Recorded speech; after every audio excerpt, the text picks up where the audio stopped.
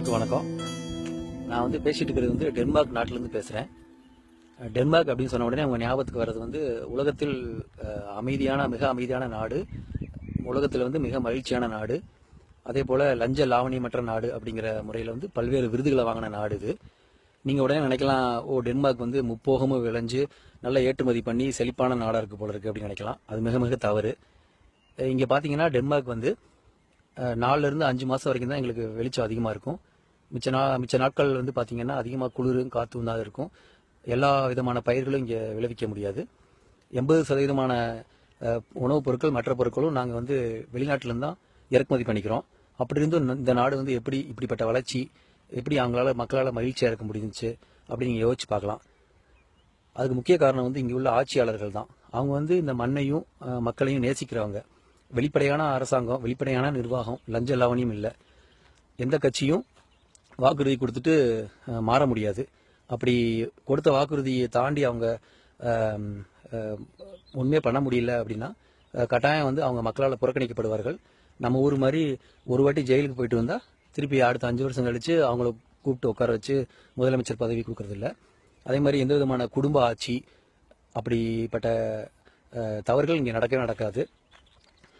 ஆனால் இங்கே வளங்களே இல்லாமல் வெறும் பால் வளம், அதை வச்சுட்டே இவங்க வந்து இவ்வளோ தூரத்துக்கு முன்னேறி இருக்காங்க அப்படின்னு நினைக்கும் போல நம்மலாம் யோசிக்க வேண்டியது. தமிழ்நாட்டில் வந்து எத்தனையோ வளங்கள் இருக்குது. என்ன வளம் இல்லை இந்த திருநாட்டில், ஏன் கை ஏந்த வேண்டும் அயல் நாட்டில் அப்படிலாம் நம்ம பாடியிருக்கோம், கைதட்டிட்டு ரசிச்சிருக்கோம். ஆனால் நல்லா யோசிச்சு பாருங்கள், நம்ம அரசியல்வாதிகள் நம்மளை எவ்வளோ தூரத்துக்கு ஒரு லஞ்சம் லாவணியங்களை வந்து கொடுத்து பதவியை வாங்கி, குறிப்பாக ஓட்டுக்கு காசு கொடுத்து பதவிக்கு வந்து மக்களை 5 வருஷத்துக்கு வந்து நம்மளை கையேந்திர நிலைமைக்கு ஆக்கிடுறாங்க. இலவசங்கள் கொடுக்குறாங்க, டாஸ்மார்க்கை திறந்து விட்டு குடியாரன் ஆக்கிடுறாங்க. இப்படி எதுவுமே வளங்கள் இல்லாதனால படித்த இளைஞர்கள் வந்து வெளிநாட்டுக்கு போகிறாங்க, வெளி மாநிலத்துக்கு போகிறாங்க. அப்போ அரசியல்வாதிகள் மட்டும் தன் மக்கள், தான் பெற்ற மக்களை மட்டும் வளர்க்குறதுக்காக நமக்கு ஓட்டு போட்ட மக்களை வந்து மறந்துடுறாங்க. நல்லா யோசிச்சு பாருங்கள், இந்த முறையாச்சும் ஒரு மாற்றத்தை கொண்டு வரணும். மாறி மாறி திமுக அதிமுகவுக்கு ஓட்டு போட்டு நம்ம முட்டாளானது போதும். இனிமேலாச்சும் ஒரு புதிய மாற்றத்தை உருவாக்குவோம். புதிய மாற்றம் அப்படின்னு சொன்ன உடனே ஒரு 4 பேர் கூட்டணி சேர்ந்து வர்றதெல்லாம் மாற்றம் கிடையாது. அவங்கெல்லாம் கொள்கைக்காக வரல, அவங்கெல்லாம் வந்து கொள்ளையடிக்கிறதுக்கு தான் வர்றாங்க. என்னை பொறுத்த வரைக்கும் நாம் தமிழர் கட்சியின் திட்டங்கள் வந்து மிக சிறப்பாக இருக்குது. நீங்கள் ஒரு முறை படித்து பாருங்கள், படித்த இளைஞர்கள்லாம் சிந்திச்சு பாருங்கள். இளைஞர்களாக சேர்ந்து முன்னெடுத்துக்கிற அரசியல் தான் நாம் தமிழர் கட்சி. 234 தொகுதியிலும் தனித்து நிற்கிறாங்க, தெளிவாக நிற்கிறாங்க. இவங்களுக்கு ஏன் ஒரு முறை நீங்கள் வாக்கு போடக்கூடாது? சிந்திச்சு பாருங்கள், கட்டாயம் வாக்களிப்பீங்க. ஒரு சாதாரண படம், ஒரு 5 பைசாவுக்கு தேராத ஒரு படத்தில் அந்த படத்தை போய் பார்க்கும்போதே நீங்கள் தோணும் உங்களுக்கு, அந்த கதாநாயகன் எப்படியாச்சும் வெற்றி பெறணும், கெட்டவங்களை அழிக்கணும் அப்படின்னு கைதட்டி ரசிக்கிற நீங்கள் வந்து 5 வருஷம் ஆட்சியில் வந்து ஒரு நல்ல ஆட்சிக்கு வரணும் அப்படின்னு ஏன் நினைக்க மாட்டீங்க? சிந்திச்சு பாருங்கள். இரட்டை மெழுகுவர்த்தி சின்னத்துக்கு கட்டாயம் வாக்கு போடுங்க. நாம் தமிழர் கட்சியை ஆதரிங்க. இது வந்து ஒரு தனிப்பட்ட முறையில் வேண்டுகோள் இல்லை, இது ஒரு பொதுவான வேண்டுகோள். ஒருவேளை என்னோட தாய்நாடு நல்ல வளமாக, நல்ல செழிப்போட, மண் வளங்கள் காக்கப்பட்டு ஒரு சிறப்பான முறையில் முன்னேறினா நாங்கள்லாம் ஏன் வெளிநாட்டில் இப்படி கஷ்டப்படுறோம்? நாங்களும் சொந்த ஊருக்கு வந்து ஒரு சந்தோஷமாக இருக்கணும்னு எங்களுக்கும் ஆசை இருக்காதா? நீங்கள் சிந்திச்சு பாருங்கள்.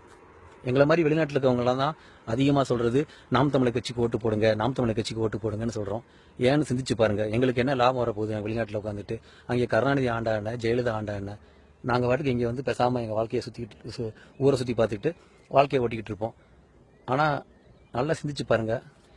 எங்களை மாதிரி ஆட்களுக்கு தான் அந்த தாய் மண்ணோட வந்து வேதனை, அந்த பிரிவு எல்லாமே எங்களுக்கு தெரியும், எங்களுக்கு புரியும். நாங்களும் உங்களை மாதிரி தாய் மண்ணில் வந்து வாழணும் அப்படிங்கிற ஆசையோடு தான் இந்த இதை சொல்கிறோம். நாங்கள் 2 நிமிஷம் நீங்கள் யோசிச்சு பாருங்கள். நாம் தமிழர் கட்சியோட தேர்தல் திட்டங்களை வந்து நீங்கள் படிக்கணுன்னா www.மக்கள்அரசு.com அப்படிங்கிற இணையதளத்தில் போய் நீங்கள் பார்க்கலாம். நாம் தமிழர்.org அப்படிங்கிற இணையதளத்திலையும் நீங்கள் எங்களோட கொள்கை திட்டங்களை பார்க்கலாம். வேட்பாளர்கள்லாம் ரொம்ப எளிமையானவர்கள், பணவசதி படைத்தவங்கலாம் கிடையாது. அவங்க சாதாரண வேட்பாளர்கள்.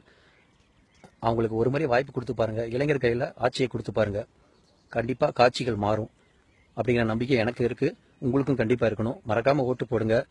100% ஓட்டுப்பதிவு என்னைக்கு பதிவாகுதோ அன்றைக்கி தான் ஒரு நல்லவன் வந்து ஆட்சிக்கு வருவான். 30லேருந்து 40% மக்கள் வந்து என்ன சொல்கிறாங்க, நல்லவன் ஆட்சிக்கு வரணும், இவனும் சரியில்லை அவனும் சரியில்லை அப்படின்னு சொல்லிட்டு குப்புறப்படுத்தி தூங்கிடுறாங்க. அப்போ மிச்சம் இருக்கிற அந்த 60% மக்கள் தான் திருப்பி போய் ரெட்டலைக்கும் உதயசூரியனுக்கும் குத்தின கைகள் தான் திருப்பி குத்திக்கிட்டு இருக்கு. அப்போ என்ன ஆகுது, திருப்பி திருப்பி ஐயாவும் அம்மாவும் மாறி மாறி வர்றாங்க.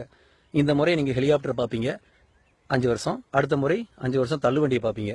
இப்படி மாறி மாறி வயதானவர்களுக்கே நீங்கள் இடம் கொடுத்து நம்ம தமிழ்நாட்டவே ஒரு என்ன சொல்கிறது, ஒரு முதியோர் இல்லமாக மாற்றி வச்சுருக்கீங்க. இந்த முறை இளைஞர்களுக்கு வாய்ப்பு கொடுங்க, நாம் தமிழர் கட்சிக்கு வாய்ப்பு கொடுங்க, கட்டாயம் அவங்க சாதிப்பாங்க.